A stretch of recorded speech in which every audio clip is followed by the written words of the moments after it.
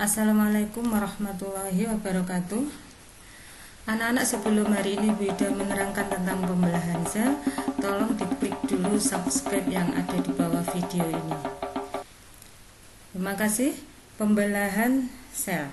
Yang pertama-tama saya bahas yang ada hubungannya dengan pembelahan sel adalah kromosom. Kromosom adalah materi genetik yang terdapat dalam setiap inti sel yang terdiri dari dua komponen molekul, yaitu protein dan asam nukleat, di mana asam nukleat terdiri dari DNA dan RNA. Jadi ini adalah gambar kromosom. Ketika terurai akan menjadi benang-benang kromatin. Bagian-bagian kromosom terdiri dari satu, ini adalah kromatid, dua, ini adalah sentromer, tiga, ini lengan pendek, yang empat ini adalah lengan panjang. Kromatin adalah benang-benang halus yang menyusun kromatid. Kromatid merupakan bagian dari lengan kromosom yang terikat satu sama lain.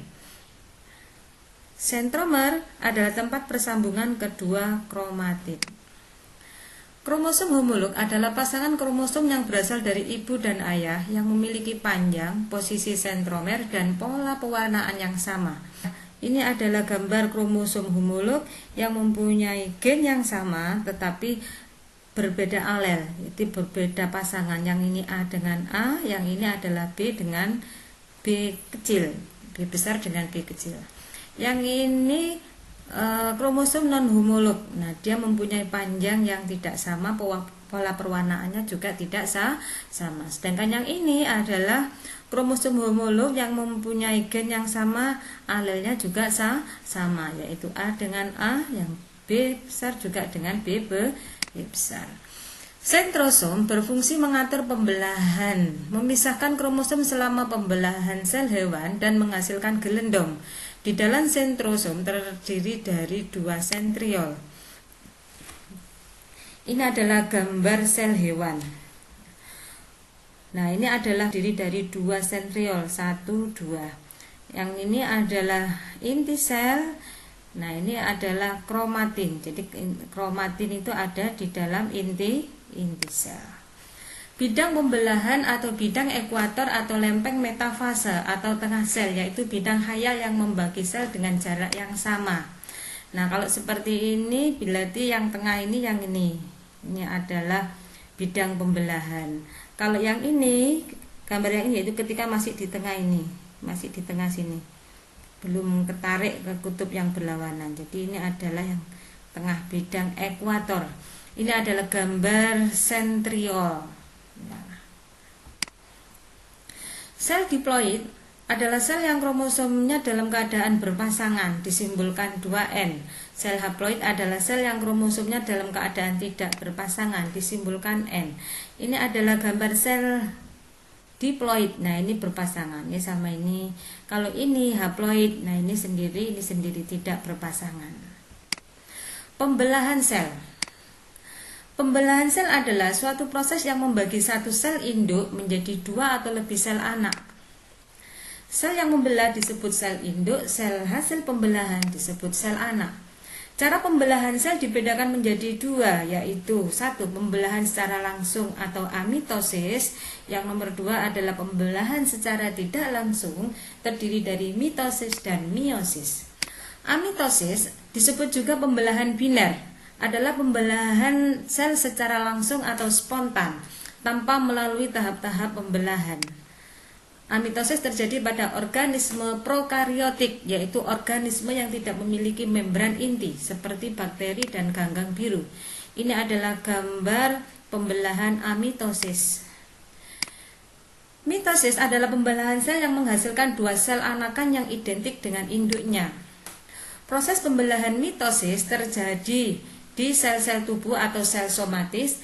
Yang nomor dua adalah di jaringan meristem seperti ujung akar dan ujung tunas batang. Pembelahan mitosis berfungsi untuk pertumbuhan sel, mengganti sel-sel tubuh yang rusak atau regenerasi. Siklus sel. Siklus sel terdiri dari dua tahap. Yang pertama adalah interfase, yang kedua adalah fase mitotik atau fase M. Di mana fase mitotik terdiri dari fase mitosis. Yang nomor dua adalah sitokinesis. Interfase adalah tahap persiapan sebelum pembelahan yang terdiri dari fase G1 atau pertumbuhan primer. Pada fase G1 sel mengalami pertumbuhan sehingga tampak lebih besar. Yang nomor 2, fase S atau fase sintesis. Terjadi sintesis dan replikasi DNA atau penggandaan DNA. Fase G2, pertumbuhan sekunder. Terjadi pertumbuhan lagi, terbentuk organel-organel sel. Kemudian persiapan sel membelah. Ini adalah gambar daripada siklus sel. Jadi antara sini sampai sini G1, S, dan G2 ini adalah fase interfase. Kemudian ini adalah fase mitotik terdiri dari mitosis dan sitokinesis. Fase mitotik pada pembelahan mitosis terdiri dari satu fase mitosis yang terdiri dari satu profase, metafase, anafase, dan telofase. Nah, untuk menghafalkan ini Bu Ida membuat singkatan, saya singkat dengan Pak Mat. P-nya itu adalah profase, M-nya metafase, A-nya itu anafase, T-nya adalah telofase. Kemudian fase sitokinesis yaitu pembelahan sitoplasma dan sekat yang memisahkan kedua bagian sel sehingga terbentuk dua sel anak. Sekarang fase mitosis. Ini adalah gambar daripada fase mitosis. Yang pertama adalah profase, membran inti mulai rusak menjadi bagian-bagian kecil atau fragmen. Ini adalah membran inti. Benang-benang kromatin memadat menjadi kromosom. Nah, benang-benang kromatinnya ini mulai memadat menjadi kromosom. Metafase, meta itu adalah di tengah, yaitu ketika kromosom berjejer di tengah, di bidang pembelahan atau bidang ekuator. Nah, pada mitosis, ketika fase metafase ini kromosomnya berjejer satu baris. Nah, ini kromosomnya berjejer satu baris. Yang ini adalah gelendong pembelahan. Fase anafase yaitu ketika kromatid saudara dari setiap pasangan memisah menuju kutub yang berlawanan. Jadi ini sudah mulai terpisah menuju kutub yang berlawanan kromatidnya. Pada akhir anafase, kedua kutub sel memiliki kromosom yang jumlahnya sama. Kemudian pada fase telofase, membran inti mulai kembali bergabung. Membran intinya mulai kembali bergabung, kromosom mulai merenggang kembali untuk membentuk kromatin. Habis itu dilanjutkan dengan fase yaitu sitokinesis. Ini adalah gambar mitosis. Jadi ini adalah sel induk sebelum membelah. Ini adalah gambar sel anak setelah terjadi pembelahan. Jadi mempunyai jumlah kromosom yang sama. Antara sel induk dengan sel anak, di sini jumlah kromosomnya adalah sama. Ini adalah replikasi penggandaan kromatid. Kemudian ini terjadi pembelahan. Meiosis adalah pembelahan sel yang menghasilkan 4 sel anakan yang masing-masing sel anakan hanya memiliki separuh dari jumlah kromosom sel induk. Proses pembelahan meiosis terjadi di sel kelamin atau gamet atau sel gonosom, yaitu pada testis dan ovarium. Tahap-tahap meiosis, satu interfase, yang kedua adalah meiosis 1, terdiri dari profase, metafase, dan anafase, telofase 1.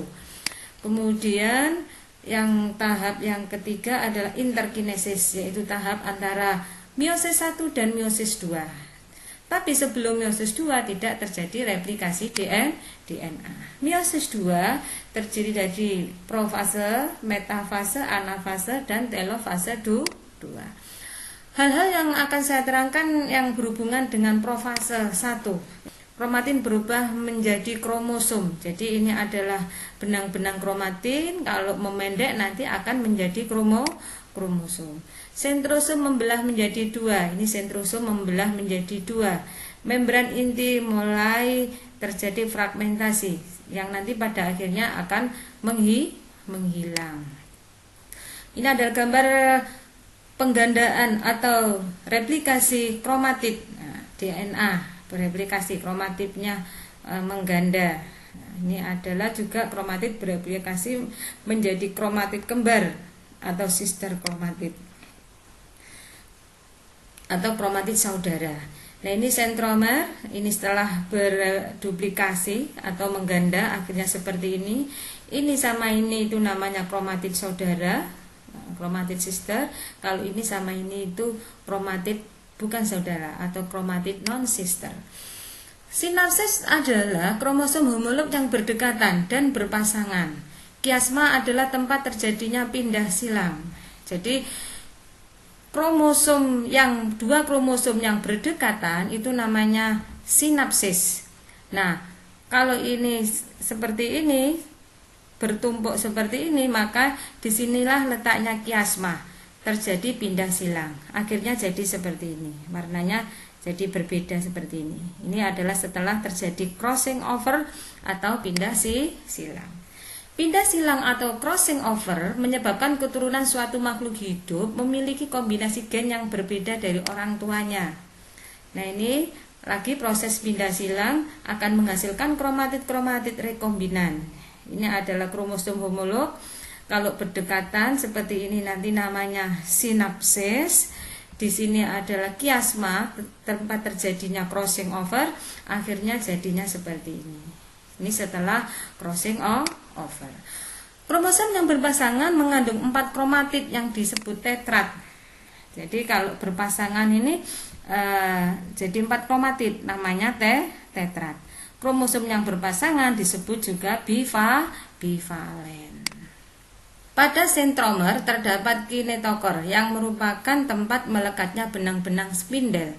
Mikrotubula kinetokor adalah mikrotubula yang melekat pada kinetokor. Mikrotubula non kinetokor adalah mikrotubula yang tidak melekat pada kinetokor. Nah, ini adalah kinetokor, tempat melekatnya benang-benang spindel. Sedangkan ini adalah sentromer. Nah, mikrotubula atau benang-benang spindel yang melekat pada kinetokor namanya mikrotubula kinetokor.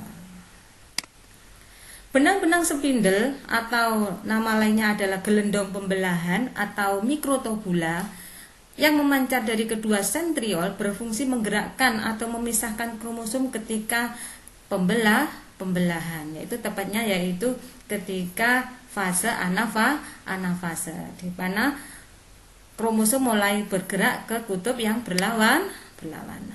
Nah, ini adalah gambar daripada gelendong pembelahan. Ini gelendong pembelahan ini. Kemudian yang ini adalah mikrotubula kinetokor karena melekat pada kinetokor. Yang ini adalah mikrotubula non kinetokor. Profase 1 terdiri dari leptoten, zigoten, pakiten, diploten, dan diakinesis.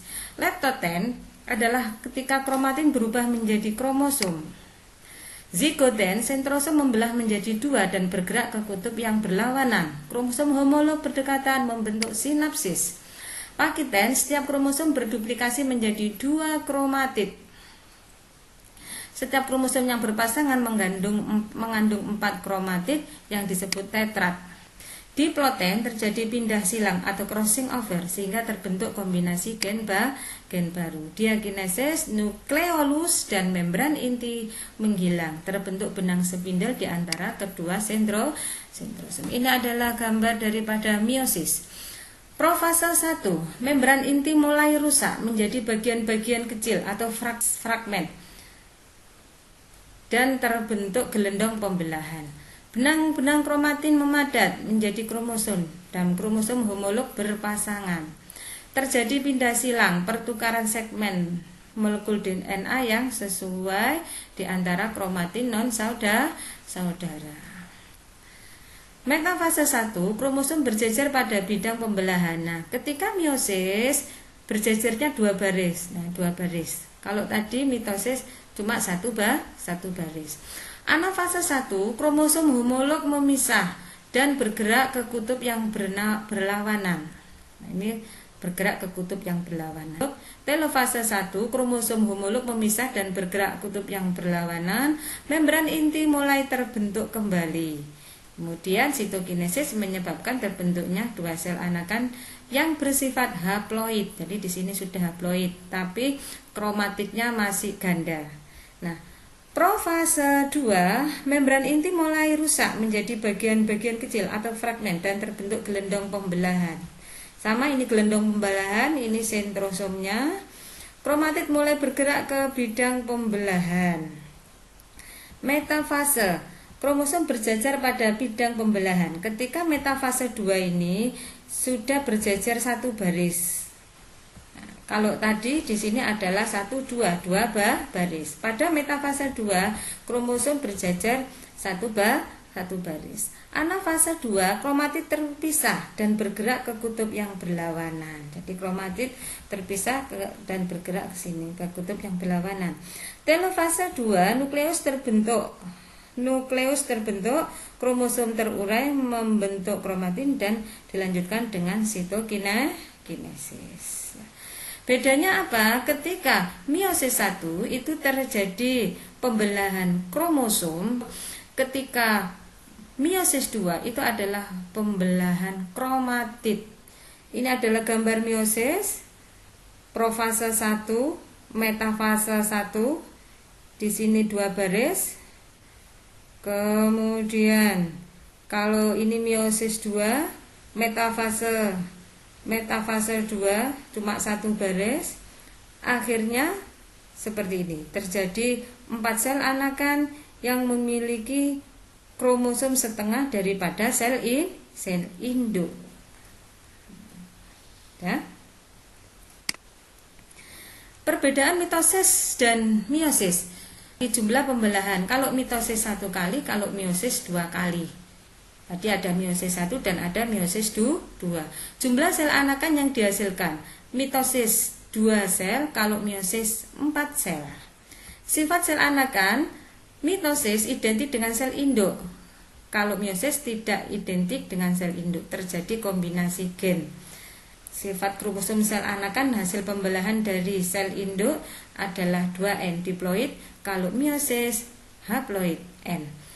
Tujuan pembelahan untuk perkembangbiakan organisme eukariotik uniseluler, pertumbuhan dan penggantian sel-sel yang rusak atau mati pada organisme eukariotik multiseluler, yaitu organisme yang memiliki membran inti yang bersel banyak.